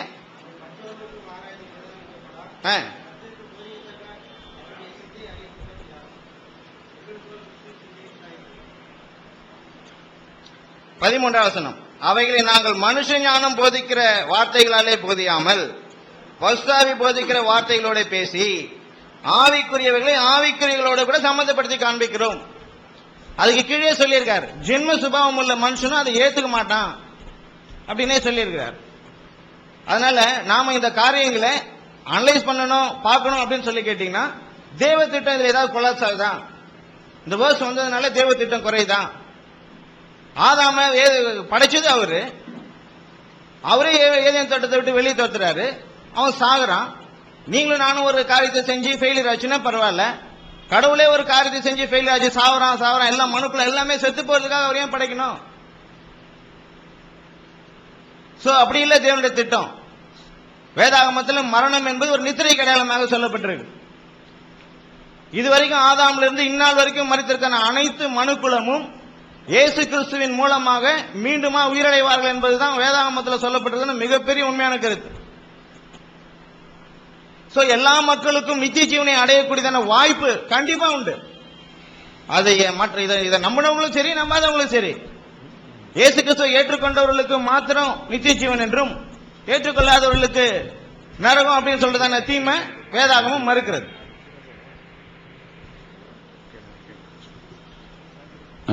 ஐயா, நீங்க இந்த மொழிபெயர்த்தாங்க இல்லையா, இந்த மொழிபெயர்த்தாங்க பெயர்த்தவர்கள் எப்படி மொழிபெயர்த்தாங்கன்னு சொன்னா, கர்த்தரை அறியாதவர்கள், கர்த்தர் ஒருவர் தான் என்று அறியாதவர்கள் தான் மொழிபெயர்த்தார்கள் சொன்னீங்க இல்லையா? இந்த பைபிளுடைய மிக முக்கியமான நோக்கம் கர்த்தர் ஒருவர் தான் நீங்க சொல்றீங்க, அதையும் சொல்றீங்க. முக்கியமான நோக்கத்தையே அறியாதவர்கள் பல விஷயத்தை மொழிபெயர்த்திருக்காங்கன்னு சொன்னா மெயின் தலையே அதுல காலியா இருக்குது. அப்படி போது மத்த விஷயங்களுக்கு நீங்க எப்படி முட்டு கொடுக்க முடியும்? மொழியே தெரியாத முகமது நபிக்கு கடவுள் வார்த்தையை வெளிப்படுத்தி கொடுப்பாரானால் நிச்சயமாகவே தெரிந்து ஓரளவுக்கு தெரிந்ததான மக்களுக்கு அந்த கருத்தை கடவுள் வெளிப்படுத்தி கொடுத்திருப்பார் என்பது எங்களுடைய பதில். ஐயா, திரும்பவும் நீங்க இஸ்லாத்திற்கு கேள்விக்கு வந்தீங்கன்னா அது தப்பு. அவங்க மொழி தெரியாதவர்கள் இல்ல, எழுத படிக்க தெரியாதவருக்கு சொல்லிக் கொடுக்கறது பெரிய கஷ்டம் இல்ல. அவர் செய்தியாக வந்ததை தான் அறிவித்தார், அவர் மொழி தெரிந்தவர் தான். நீங்க அவர் சகோதரர் கேட்ட கேள்வி என்னன்னு கேட்டீங்கன்னா, அடிப்படை கடவுள் என்றால் கர்த்தர் என்றால் யார் என்றே தெரியாதவர்கள். சொல்லி முடிச்சுக்கிறேன். அவர் ஒருவரா இருவரா மூவரான்னு கூட தெரியாதவர்கள், அடிப்படையிலே தப்பு செய்யக்கூடியவங்க எப்படி இதை தப்பா மற்றதெல்லாம் சரியா செஞ்சிருப்பாங்க. அதுக்கு நீங்க பதில் சொல்லும் போது என்ன சொன்னீங்கன்னா, அதுக்கு முகமது நபி இழுத்து நீங்க சொன்னீங்க, மொழி தெரியாதவருக்கே சொல்லிக் கொடுக்கும் போது இதையே சொல்லிக் கொடுக்க முடியாதுன்னு வேற வார்த்தை சொன்னீங்க. இப்ப என்ன முரண்படுறீங்க? எப்படி முரண்படுறீங்க? முதல்ல மனிதர்கள் தப்பு செஞ்சுட்டாங்கன்றீங்க, இப்ப இந்த தப்புக்கு காரணம் கடவுள் தான் சொல்லிக் கொடுத்தாருங்கிற மாதிரி கொண்டு வந்துட்டீங்க. தப்பாகவே கடவுள் சொல்லிக் கொடுத்தாரா இல்ல இவங்களா செஞ்சுட்டாங்களா? அது மாத்திரமே இன்னொன்னு சொன்னீங்க. என்ன சொன்னீங்கன்னு சொன்னா, அந்த காலத்துல மக்கள் அறிவில்லாத மக்கள், அறிவுல குறைவந்தவர்களாக இருந்தாங்க, இன்னைக்கு நம்ம அறிவுல பல்கி பெருகி இருக்கிறோம். நீங்க அப்ப அறிவில் குறைந்த மனிதர்கள், அடிப்படையே தெரியாதவர்கள், கருத்தரையே விளங்காதவர்கள், இவர்கள் செய்த வைத்துக் கொண்டு நீங்க இந்த பைபிளுடைய மொத்த கருத்தே இதுதான் அப்படின்னு சொல்லி திரும்ப திரும்ப அதான் பேசிக்கிட்டு இருக்கிறீங்க. மொத்தம் இதுவே கொலாப்ஸ் ஆயிரும், தேவ ஏற்பாடே கொலாப்ஸ் ஆயிருதா, இந்த இதனுடைய புனித வேதாகமத்துடைய இதுவே இந்த தேவ ஏற்பாடு தான், நியாய தீர்ப்பு, இந்த நித்திய ஜீவன் அடையக்கூடிய வழியெல்லாம் சொல்லிக்கிட்டு இருக்கிறீங்க. இதுக்கு எல்லாம் அடிப்படையாக நீங்க காட்டுறதே இந்த பைபிளை தான். இப்ப பைபிளே கேள்விக்குறியாக நிக்கும் போது அதை வைத்துக்கொண்டு நீங்க மத்ததை எப்படி பேசுவீங்க? பைபிள் கேள்விக்குறியா நாம வைக்கவே இல்லீங்களே. நான் கேள்விக்குறியா தான் கேட்டுக்கிட்டு இருக்கிறேன். நீங்க சேர்க்கறதுனால அது ஆயிடுமா சொல்லுங்க? நீங்க சொன்ன வாக்குமூலத்துல தான் சொல்ற வாக்குமூலம் என்னன்னா, அதாவது மொழிபெயர்த்தவர்களுக்கு கடவுள் மூன்றாக இருக்கிறாங்கன்னு அவங்களுக்கு பட்டது, பிதா குமாரன் பரிசுத்தாவி. இப்ப நீங்க என்ன சொல்லிக்கிறீங்க, இன்னைக்கு எங்களுடைய சபைகளில் இருக்கிறவர்களுக்கு இந்த சத்தியத்தை நாங்க கொடுக்கணும், அவங்களால மறுக்க முடியாது. மறுப்பு அவங்க ஏன் சொல்றாங்கன்னா, அவங்க அதை கேட்டு பழகிட்டாங்க. இப்ப நீங்களும் என்ன பண்ணிட்டீங்க, சில கருத்துக்களை நீங்க கேட்டு பழகிட்டீங்க. அதனால ஒரு கருத்தை நாம வைக்கும்போது அவ்வளவு சாதாரணமா ஏத்துக்கவே மாட்டாங்க ஜனங்க. அதனால அதை நம்ம தெளிவுபடுத்தும் போது, நாளடைவில் நம்ம அதை குறித்த காரியங்களை இன்னைக்கு தெளிவுபடுத்தும் போது ஜனங்கள் அதை ஏற்றுக்கொள்கிறாங்க. இப்ப நாங்களும் ஆரம்ப காலகட்டத்தில் அப்படிதான் நம்பிக்கிட்டு இருந்தோம். அதுக்கப்புறம் வேதாகமத்தை நம்ம தெளிவா படிச்சு அதுல இருக்கிற தேவனுடைய திட்டங்களை அறியும் போதுதான் நமக்கு தெரிய வந்தது, நிச்சயமாகவே தேவன் வேற ஒரு காரியத்தை சொல்ல வந்திருக்காரு. வேதாகமம் கம்ப்ளீட்டா இன்னைக்கு இருக்குதான மனுஷனுடைய ஆர்கனைசேஷன்ல இல்ல அப்படின்றதான காரியங்கள் நமக்கு அப்புறம் தான் புரிய வந்தது. இந்த சப்ஜெக்ட் என்னன்னா, அந்த பைபிள்ல இடைச்சொருகளாக சேர்க்கப்பட்ட பட்டியல் 112 அப்படின்னு சொன்னீங்க. அது கேட்டதுக்கு பிறகு நீங்க சொன்னீங்க வார்த்தை மாற்றங்கள் தான், வசனங்களே மாற்றம் இல்லை அப்படிங்கறத சொன்னீங்க. ஆனா நம்ம என்ன கேட்கிறோம்னா, ஒரு வார்த்தை மாற்றமாக இருந்தாலும் வசன மாற்றமாக இருந்தாலும் அது கொள்கையே மாற்றக்கூடியதா இருக்குது. அதையும் நீங்க தான் சொன்னீங்க. முதல்ல சொல்லும் பொழுது பைபிளில் ட்ரினிட்டி என்பதை சிந்தித்து படிக்கக்கூடிய எவனும் கண்டுபிடிக்க முடியாது. அதுல ஒன் வே ஆஃப் காட், அதாவது கடவுள் ஒருவன் தான் என்பதுதான் இருக்குது, முற்கடவுள் கொள்கை இல்லை என்பதைத்தான் சிந்திக்க முடியுங்கிறதையும் சொல்லிட்டீங்க. அதற்கப்புறம் நீங்களே சொன்னீங்க யோவான்ல 5:7 அது 3 கடவுள் கொள்கையை மக்கள்கிட்ட புகுத்துற மாதிரியான ஒரு வசனம் உள்ளது, ஆனால் அது பழைய மேனுஸ்கிரிப்ட்ல அது இல்ல அப்படிங்கிறீங்க. இல்லாதது சேர்க்கப்பட்டதாக சொல்லி ஒரு கடவுள் கொள்கையே புரட்டி போடுகிற ஒரு வாசகம் பைபிள்ல சேர்க்கப்பட்டதா நீங்க தான் சொன்னீங்க. அப்படி ஒரு கொள்கையே புரட்டி போடக்கூடிய வாசகம் இருப்பது போல மீதமுள்ள 112 பட்டியல் நீங்க தந்தீங்கன்னா தான் அந்த பட்டியலை வச்சுதான் நம்முடைய கேள்விகளை வைக்க முடியும். அது டைவர்ட்டா போயிட்டு இருக்கு. நீங்க விளக்கம் கொடுக்குறீங்க, உங்க பட்டியலை கொடுங்க. 112 என்னென்ன இருக்குது, இதுல என்னென்ன மாற்றம் இருக்குது அப்படின்னு வரும் பொழுது சரி ரைட்டு, இது இல்லாம எங்களுடைய ஒரு 900 கேள்வி இருக்குன்னு வைங்க, 112 கழிச்சுட்டு பாக்கி 800 சொச்சம் கேள்வி கேட்டு போயிருவோம். அதுக்காக வேண்டி சொல்றோம். இல்ல அதை நாங்க இப்ப கொண்டு வரல. அதை குறித்து நாம இப்ப விவாதிக்க முடியாது. நீங்க என்ன சொல்ல கேட்டீங்கன்னா, வேதாகமத்துல தேவனுடைய திட்டம் எந்த விதத்திலும் கருத்து சிதைவு ஏற்படலன்னு நம்ம சொல்றோம். நீங்க அதுல எந்தெந்த காரியங்களை நீங்க சொல்லி தேவனுடைய வார்த்தை இல்ல அப்படின்னு நீங்க சொல்றீங்களோ அந்த காரியங்களை சொல்லுங்க. நம்மளுக்கு நான் தான் ஏற்கனவே சொன்ன நம்மளுக்கு தெரிஞ்சதை நம்ம சொல்லணும் தான் நான் சொல்ல வரேன். இப்போ ரோமன் கேத்தலிக் பைபிள் இருக்கு, அதே மாதிரி புராட்டஸ்டன்ட் இருக்கு. இப்ப நீங்க எந்த எதை நீங்கள் ஏற்றுக்கொள்கின்றீர்கள்? சில இதை மறுக்கிறீங்களா, இல்ல எல்லாமே ஓகே அப்படின்னு தான் சொல்றீங்களா? அப்போகிரிபாக்கள் இருக்கின்றது, அந்த அப்போகிரிபாவையும் நீங்க ஏற்றுக்கொள்வீர்களா? அப்பம் இருக்குதுல அப்போகிரிபா இருக்குல்ல, பர்ணா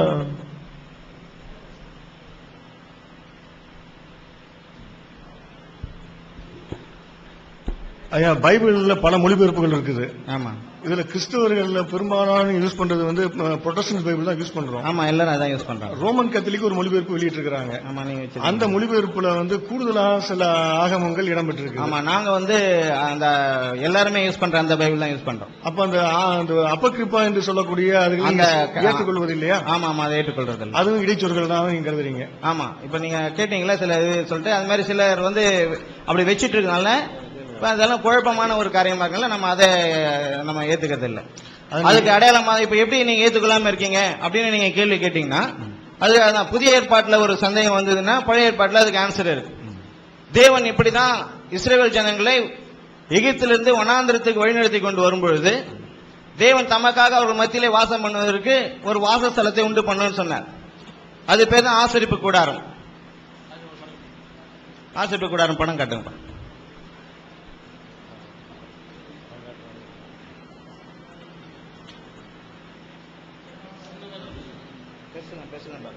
இந்த ஆசரிப்பு கூடாரம் என்கிறதான இந்த ஆசரிப்பு கூடாரத்திலே டிவைன் பிளான் எல்லா இடத்துலயும் ஒரு டிவைன் பிளான பொதிச்சு வச்சிருக்கிறார். அப்படி பொதிச்சு வச்சிருக்கும் போது இந்த டிவைன் பிளான்ல பாத்தீங்கன்னா அவங்களுக்கு எல்லாரும் தெரியற மாதிரி காட்டுங்க. அந்த ஆசரிப்பு கூடாரத்துக்கு உள்ள அந்த டேபிள் ஒண்ணு இருக்கு. அந்த டேபிள் மேல பாத்தீங்கன்னா 6 அப்பமாக அடுக்கி வைக்கப்பட்டிருக்கும். ஷூ பிரெட் வாங்க. அந்த ஷூ பிரெட் என்னன்னு சொல்லி கேட்டீங்கன்னா 6 அப்பமாக அடிக்க வைக்கப்பட்டிருக்கும். அதனுடைய கருத்து என்னன்னா, வேதாகமம் 66 புத்தகங்களை கொண்டது என்பது மாத்திரம் என்பதை பழைய ஏற்பாட்டில் சந்தேகம்னா புதிய ஏற்பாட்டில் பார்க்கலாம், புதிய ஏற்பாட்டில் சந்தேகம்னா பழைய ஏற்பாட்டில் பார்க்கலாம். அப்படி நம்மளால என்ன பண்ணிக்க முடியும்னு சொல்லி கேட்டீங்கன்னா, அப்ப இப்படி ரெண்டுத்துலயும் ப்ரூஃப் ஆகாது. வசனம் சொல்லுது, ஏசாயா தீர்க்கதரிசன புத்தகம் 36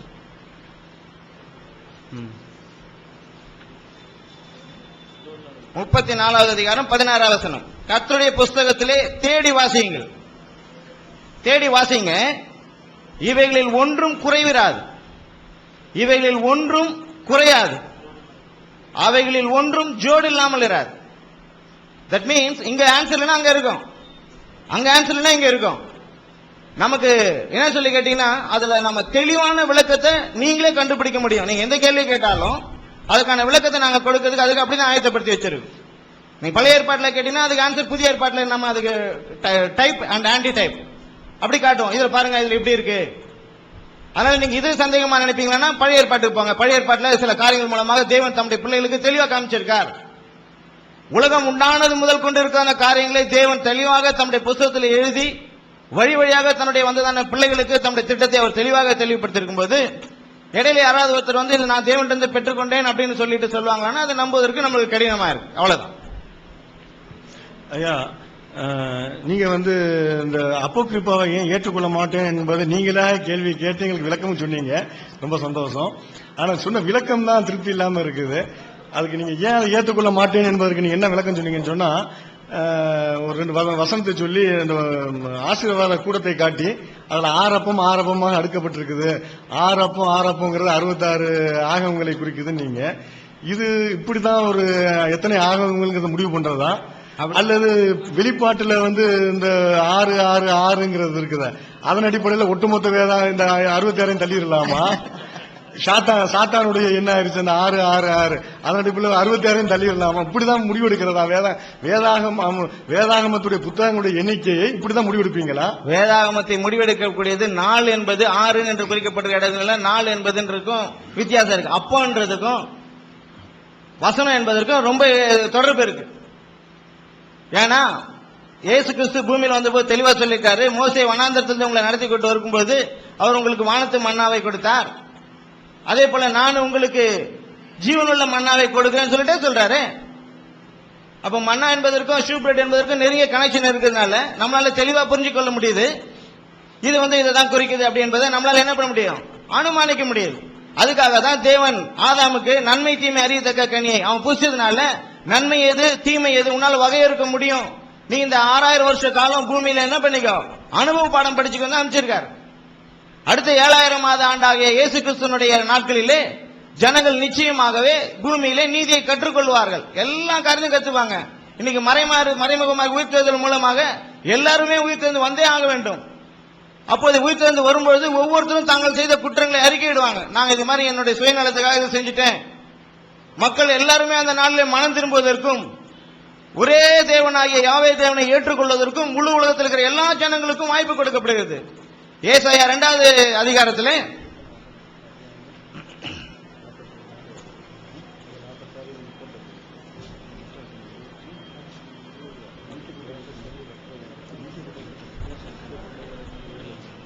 இரண்டாவது அதிகாரம் 17வது வசனம், நரரின் மேட்டிமை தாழ்ந்து மனுஷரின் வீராப்பு தனியும், கர்த்தர் ஒருவரே அந்நாளில் உயர்ந்திருப்பார். அதனால இன்னைக்கு ஒவ்வொருத்தரையும் பார்த்து நீங்க உங்க காரியங்களை மாத்திக்கங்க இப்படி பண்ணுங்கன்னு சொல்ல வேண்டிய அவசியம் இல்லை. நாள் வந்தாச்சு. தேவன் மனுக்குலத்திற்கு இன்றைக்கு வெளிப்படுத்தி கொடுக்கக்கூடிய எல்லா சத்தியங்களும் இன்றைக்கு எல்லா மனுக்குலமும் தெளிவாக புரிந்து கொள்ளக்கூடிய அளவுல இன்னைக்கு வந்தாச்சு. ஆகவே இன்றைக்கு சத்திய வசனங்கள்ல எந்த விதமான முரண்பாடும் இல்லை, அந்த காரியங்கள்ல முரண்பாடு இல்லைன்றதை நீங்க தெரிஞ்சுக்கலாம். ஐயா, இப்ப இந்த அப்போக்ரிப்பாவை நீங்களும் ஏற்றுக்கொள்ளவில்லைங்கிறத நான் கேட்டேன். அதுக்கு நீங்க வேற ஏதாவது விளக்கங்கள்லாம் சொன்னீங்க. இந்த அப்போக்ரிப்பா வந்து ஏற்றுக்கொள்ள வேண்டும் என்பதற்கு உங்களுடைய வாதத்திலிருந்தே நான் ஒரு ஆதாரம் காட்டுறேன். நீங்க சொன்னீங்க பைபிள் வந்து 7 ஆள் அடங்க கட்டுப்பட்டிருக்குன்னு நீங்க சொன்னீங்க, நினைவுபடுத்தி மறுக்க மாட்டீங்கன்னு நினைக்கிறேன். இது நீங்க அப்போக்ரிப்பாவில 7 ஆகமங்கள் தான் இருக்குது. அப்ப ஏன் ஏற்றுக்கொள்ளக்கூடாது? இல்லங்க, அது மாத்திரம் இல்லாம இந்த 66 ஆகமங்கள் ஏற்றுக்கொள்ளதா சொல்றீங்கல்ல, இந்த 66 ஆகமங்கள் 7ஆல வகுப்பட மாட்டேங்குது, 7க்குள்ள அடங்க மாட்டேங்குது. 66 புஸ்தகங்கள் நிச்சயமாகவே வேதாகமத்திலே காண்பிக்கப்பட்டிருக்கிற எல்லாமே 7ஆல வகுப்படணும்ன்றது கவுண்டிங் நம்பர்ஸ் வச்சு இல்ல, வசனங்கள் என்றது இது நீங்க சொல்லிக்கிற மாதிரி தமிழ்ல சொல்லப்படுகிற வசனங்களும் அல்ல. அது எல்லாமே என்னன்னு சொல்லி கேட்டீங்கன்னா எங்களுக்கு போதர் கொடுத்தார் ஹீப்ரு கிரீக்ல அதுக்கு ஒவ்வொரு நம்பருக்கும் ஒவ்வொரு கவுண்டிங் நம்பர்ஸ் இருக்கு. எனக்கு அந்த பாடலாம் தெரியாது. நான் இப்ப அதை உங்ககிட்ட சொல்லிடுறேன். அதை குறித்து நீங்க கேட்டீங்கன்னா அது எனக்கே தெரியாது. நாங்க இப்பதான் படிச்சுட்டு இருக்கோம். இப்பதான் படிச்சிட்டு இருக்கிறோம். அதான் நான் சொன்னேன், நான் தான் லீஸ்ட்னு சொன்னேன்ல, எங்க குரூப்ல நான் தான் லீஸ்ட், நான் தான் படிச்சிட்டு இருக்கேன். பெரிய மேடம் கேட்டு சொல்லிருங்க. இல்ல நீங்க தான் லீஸ்ட்னா உங்களோட கூட தெரிஞ்சவங்க இருக்காங்க. அதனால இனி வரக்கூடிய காலங்களில் நிச்சயமா அதுக்கான காரியங்களுக்கும் கிடைக்கும். அது ஏன் அது இல்லை அப்படின்னு சொல்லி கேட்டீங்கன்னா, அதுல டிவைன் பிளான் நிறைவா வரவே இல்லை. அதுல நிறைய காரியங்கள் அதெல்லாம் நான் படிச்சிருக்கேன். மெக்கபையர்ன்றதான புத்தகத்துல என்னன்னு சொல்லி கேட்டீங்கன்னா, அது டிவைன் பிளான் இல்ல, தேவனுடைய திட்டங்கள் அதுல தெளிவா வரல, ஜனங்களுக்கு அது குழப்பத்தை தான் கொடுக்கும். இப்ப டிவைன் பிளான்னா ஆதியாகமத்துல இருந்து வெளிப்படுத்தல் வரைக்கும் ஒன்னோடு ஒன்னு இசைஞ்சு வரணும். நம்ம ஏற்கனவே சொல்ற மாதிரி டிவைன் பிளான் ஒரு செயின் மாதிரி. அதுல ஒரு லிங்க் கட் ஆச்சுன்னா கூட, ஒரு லிங்க் தப்பாச்சுன்னா கூட நம்மளால அந்த செயின் கழுத்துல போட முடியாது என்பது போல தேவனுடைய திட்டத்தை நம்மளால சரியா புரிஞ்சுக்க முடியாது. ஆகவே இன்றைக்கு நீங்க எந்த காரியங்கள் உங்களுக்கு ஒத்திசை வரல அப்படின்னு சொல்லிட்டு நீங்க கேட்பீங்களா, அது குறித்து நம்ம பேசலாம். அதே போல ஐயா, இந்த வேதத்தை பொறுத்த வரைக்கும், உங்களுடைய புனித பைபிளை பொறுத்த வரைக்கும் நாங்கள் அது பாதுகாக்கப்படவில்லை, அது இடைச்செருகள் இருக்குது, நிறைய வசனங்கள் சேர்க்கப்பட்டிருக்குது அப்படின்னு நாங்க சொல்றோம். அது நீங்களும் அதை ஒத்துக்கிறீங்க, நிறைய இடங்கள் சேர்க்கப்பட்டிருக்குங்கிறீங்க. அதனால நீங்க ஒரு சின்ன பட்டியல் தான் சொல்றீங்க, நாங்க அதை விட அதிகமான பட்டியல் எங்கள்கிட்ட இருக்குது. நாங்க அதை விட அதிகமா நீங்க உங்க பட்டியலை தந்தீங்கன்னா, உங்க பட்டியல எதுலாம் இல்லையோ அதையெல்லாம் நாங்க உங்களுக்கு தர முடியும். எங்கிட்ட அவ்வளவு பெரிய பட்டியல் எங்கள்கிட்ட இருக்குது. அது ஒரு புறம். இது சேர்க்கப்பட்டது. உங்க புனித பைபிளை நீங்க எதை புனிதமாக சொல்கிறீர்களோ, அந்த கடவுளுடைய வார்த்தையிலிருந்து சில வார்த்தைகள் நீக்கப்பட்டிருக்குங்கிறதுக்கும் எங்கள்கிட்ட ஆதாரங்கள் இருக்குது. அதை நீங்க மறுப்பீங்களா, ஏத்துக்கிறீங்களா? கண்டிப்பா நீங்க ஆதாரத்தோட காமிச்சீங்கன்னா எதையும் நாங்க ஏற்றுக்கொள்ள தயாரா தான். ஐயா, நீங்க பழைய இப்ப நீங்க மூல பிரதிகளை பத்தி சொன்னீங்க. மூல பிரதிகளை பத்தி சொன்னோம்னா, சகோதரர்கள் கூட டெட் சி ஸ்க்ரால்ஸ் பத்தி, சாக்கடல் பிரதிகளை பத்தி சொன்னாங்க. அந்த சாக்கடல் பிரதிகள்ல எத்தனை ஆகமங்கள் இருக்குன்னு சொல்ல முடியுமா கொஞ்சம்? பழைய வெளிப்படுத்துதல் இருக்கு இல்ல, ரெவல்யூஷனுக்கு பிறகும் அதில் சில ஆகமங்கள் இருக்குன்னு சொல்ல நான் சொல்றேன். நீங்க அதை பார்த்திருக்கீங்களா? நீங்க டெட் சி ஸ்க்ரால்ஸ் சைட்டுக்கு போய் பாருங்க, மேனுஸ்கிரிப்ட்ஸே போட்டிருக்கிறாங்க. ரெவல்யூஷனுக்கு அதுக்கப்புறம் பர்னபாசுடைய சுவிசேஷமும் அதில் இருக்குது, இன்னும் சில சுவிசேஷங்களும் அதில் இருக்குது. நீங்க உங்களுடைய அந்த டெட் சி ஸ்க்ரால்ஸ் பத்தி நீங்க ஸ்டடி பண்ணீங்கன்னா, நீங்க வைத்திருக்கக்கூடிய ஆகங்களை வைத்திருக்கிறதுல இல்லாததும் அதுல இருக்குதுங்கிறத சொல்லுது. ரெண்டாவது மூலப்பிரதிகள் சொன்னீங்களே, மூலப்பிரதிகளின் அடிப்படையில் இப்ப திருத்தப்பட்டிருக்கு. மூலப்பிரதிகள் தான் எப்ப உள்ளது தெரியுமா உங்களுக்கு? உங்கள்கிட்ட இருக்கக்கூடிய முதல் மூலப்பிரதியே ஏசியன்ட் மேனுஸ்கிரிப்ட் 400 ஆண்டுகளுக்கு பிறகு உள்ளதுதான். கோடஸ் சினைடைஸ்ன்னு சொல்லிட்டு வச்சிருக்கீங்க. அதுதான் உங்கள்கிட்ட இருக்கிறதுலேயே மிக பழமையான மூலப்பிரதி. அந்த பிரதி 4ஆம் நூற்றாண்டில் எழுதப்பட்ட பிரதி. அது அதை வைத்துக் கொண்டு நீங்க எப்படி மூலப்பிரதி நீங்க பேசுவீங்க? நீங்க அதை மாத்திரம் 400 நூற்றாண்டுகளுக்கு முன்பாக கிடைத்தது மாத்திரம் நீங்க சொல்றீங்க. ஆக்சுவலி இது என்னன்னு சொல்லி கேட்டீங்கன்னா, 5 ஆகமங்கள் மோசேயின் மூலமாக கொடுக்கப்பட்ட காலத்திலிருந்து எழுதப்பட்டு வருது. சில மூலப்பிரதிகள் அப்படி கிடைச்சிருக்கலாமே தவிர, அது எதுக்காக ஒவ்வொன்றும் நமக்கு கையில கிடைக்க கிடைக்க தேவனுடைய திட்டத்தை குறித்து மேலும் அறிந்து கொள்வதற்கு உதவியாக இருக்குமே தவிர குறை சொல்றதுக்காக இல்ல. தேவன் இந்த அளவுக்கு இது போதும் அப்படின்னு சொல்லிட்டு ஒரு மக்களுக்கு அதை கொடுத்திருக்க, இல்ல இதுக்கு மேல சேர்க்கப்பட்டிருக்குன்னு சேர்த்துட்டே போலாம் தான். அதுக்கப்புறம் வந்துதானே அப்போஸ்தலர் எவ்வளவு பேர் ஊழியம் செஞ்சிருக்காங்க, அவங்களுடைய புத்தகம் தான் இல்லதான், அதுல தேவையில்லை. தேவையா இருந்தா தேவன் என்ன பண்ணிருப்பாரு, நிச்சயமா அந்த காலகட்டத்திற்குள்ளே அந்த 66 புத்தகங்கள் வருவதற்கு காலகட்டத்திற்குள்ளே அதெல்லாம் செஞ்சு கொடுத்திருப்பார். தேவன் மீது நம்ம முழு நம்பிக்கை எல்லாருமே என்னன்னு சொல்லி கேட்டா விசுவாச அடிப்படையில் தான் ஓடிக்கொண்டிருக்கிறோம்.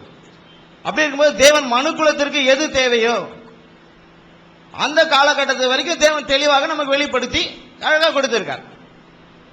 அவை வெளிப்படுத்தி கொடுக்கப்பட்டிருக்குதான காரியத்தை மட்டும் நம்ம பேசணும். ஏன்னா இதே வேதாகமத்தில் சொல்லப்பட்டிருக்கு, எழுதப்பட்டதற்கு ஏன் மிஞ்சி அவனும் பேச வேணாம் அப்படின்னு சொல்லியிருக்கு. ஏது கையில நம்ம கையில என்ன கொடுத்திருக்காரோ அதுக்கு மிஞ்சி நம்ம எதுவும் பேசக்கூடாது, திங்க் பண்ணவும் கூடாது. அவை இன்றைக்கு எழுதி கையில கொடுக்கப்பட்டதான காரியங்கள்ல ஏதாவது இருந்ததுன்னா நம்ம பேர் கொண்டு பேசுவோம். நீங்க பழைய ஏற்பாட்டிலேயே கூட நீங்க இல்லாதெல்லாம் வைத்துக் கொண்டு பழைய ஏற்பாடுன்னு பேசிக்கிட்டு இருக்கிறீங்க. நீங்க சொல்லும் போது ஆரம்பத்தில் சொன்னீங்க, ஏன்னா நாங்க வேறு வகையான ஆதாரங்கள் அடிப்படையில் தான் உங்களுடைய பைபிள் தவறுன்னு சொல்லி உங்கள்கிட்ட பேசுறதுக்கு இருந்தோம். நீங்க அந்த மேனுஸ்கிரிப்ட் அந்த சாக்கடல் பிரதிகளை எல்லாம் எடுத்ததனால் வரலாற்று ரீதியாகவும் உங்கள்கிட்ட பேசலாங்கிறதுக்காக நாங்க பேசுறோம். இயேசு கிறிஸ்து தான் பைபிளுடைய ஹீரோ அப்படின்னு சொன்னீங்க. அந்த பைபிளுடைய ஹீரோவாக கருதக்கூடிய இயேசு கிறிஸ்துவே பழைய ஏற்பாடு முழுவதையும் ஏற்றுக்கொள்ளவில்லை. அவருக்கு பழைய ஏற்பாடு நீங்க வைத்திருந்த அத்தனை ஆகமும் தெரியாது. அத்தனை ஆகமங்கள் இருந்ததாக அவருக்கே தெரியாதுங்கிறத நான் நிரூபிக்க முடியும். நீங்க பழைய ஏற்பாட்டில் இருக்கிறவர்களுக்கு இயேசு கிறிஸ்துவ பத்தி தெரியாதுன்னு சொல்ல வரீங்களா? இல்ல, இயேசு கிறிஸ்து நீங்க எது பழைய ஏற்பாடுன்னு சொல்றீங்களோ அது அனைத்தையுமே இயேசு கிறிஸ்து பழைய ஏற்பாடாக அறிந்திருக்கவில்லை. இயேசு கிறிஸ்து காலத்தில் நீங்க வைத்திருக்கக்கூடிய பழைய ஏற்பாடு அவருடைய காலத்தில் அந்த ஏற்பாடு அது இருந்ததில்லை. நீங்க தவறாக சொல்கிறீர்கள். லூக்கா எழுதின சுவிசேஷம் 24வது அதிகாரம். இயேசு கிறிஸ்து உயிரோடு எழுந்த பிற்பாடு நீங்களே ஒரு பேட்டியில சொல்லிருக்கீங்க ஈசா நபி கண்டிப்பா பொய் சொல்ல மாட்டார் அப்படின்னு சொல்லி நீங்க சொல்லிருக்கீங்க. அப்ப இயேசு கிறிஸ்துவின் வார்த்தையை நீங்க நம்புங்க. லூக்கா எழுதின சுவிசேஷம் 24வது அதிகாரம் 25வது வசனத்தை வாசிங்க.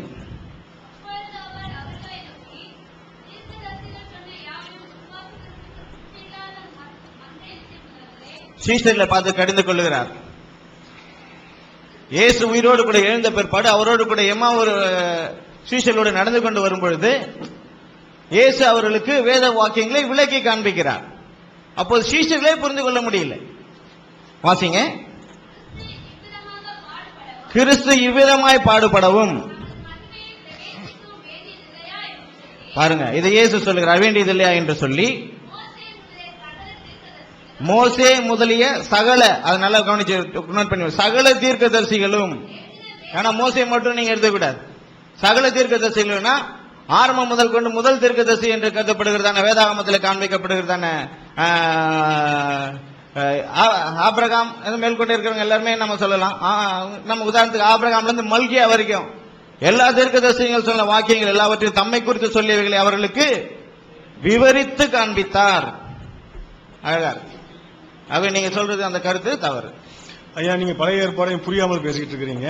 பழைய ஏற்பாடு என்பது யூதர்களுடைய அவனுடைய ஆகமமாக இருந்தது. அவங்களை பொறுத்த வரைக்கும் இந்த பழைய ஏற்பாட்டை 3 வகையாக பிரிப்பார்கள். இதை சுருக்கமாக அந்த பழைய ஏற்பாட்டை ஹீப்ரு மொழியில தனக் என்று சொல்வார்கள். தனக்கு என்றால் தௌரா, நபியும், கித்துவிம் என்று 3 பகுதி இருக்குது. நிபிம், கித்துவிம், இந்த 3ம் சேர்ந்ததுதான் தனக் என்று சொல்றது. தனக்கில் உள்ள தாவையும், தௌராவில் உள்ள தாவையும், நிபீமில் உள்ள நாவையும், கித்வீமில் உள்ள காவையும் சேர்த்துதான் தனக் என்று சொல்வார்கள். பழைய ஏற்பாட்டில் யூதர்கள் பழைய ஏற்பாட்டுக்கு தனக் என்று சொல்வார்கள். அதை தான் நீங்க பழைய ஏற்பாடுன்னு சொல்றீங்க. அந்த பழைய ஏற்பாட்டில் 3 பகுதிகள் இருக்குது.